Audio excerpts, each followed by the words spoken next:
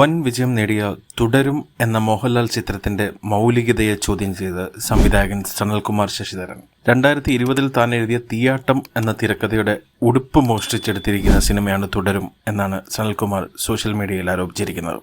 സനൽകുമാർ ശശിധരന്റെ കുറിപ്പ് ഇങ്ങനെ തുടരുന്നു. തുടരും എന്ന സിനിമ കണ്ടു.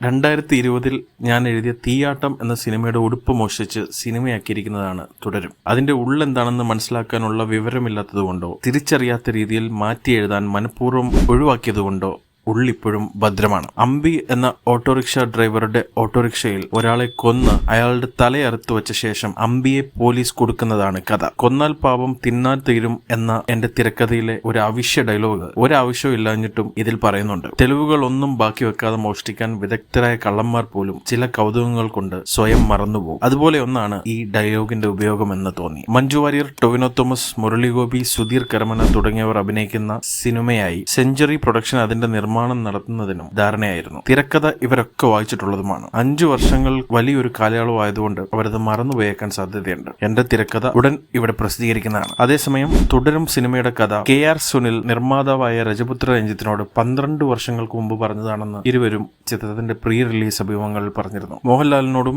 ഏറെ മുമ്പ് തന്നെ പറഞ്ഞ കഥയാണ് ഇതെന്നാണ് ടീം അറിയിച്ചിരിക്കുന്നത്. പല സംവിധായകരും വന്നു പോയതിനു ശേഷമാണ് തരൺമൂർത്തി ചിത്രത്തിന്റെ സംവിധായകന്റെ കസേരയിലേക്ക് എത്തിയതെന്നും തുടരുമിന്റെ ടീം അറിയിച്ചിട്ടുണ്ട്. ഇതിൽ നിന്ന് നമുക്ക് ഒരു കാര്യം വ്യക്തമാണ്. സനൽകുമാർ ശശിധരൻ സംവിധായകൻ അയാളുടെ ദിനചര്യ പോലെ ദിവസവും ചെയ്യാറുള്ളതാണ് ആരോപണങ്ങൾ. അതിലൊന്നാണ് ഇതും എന്ന് നമുക്ക് വിചാരിക്കാം.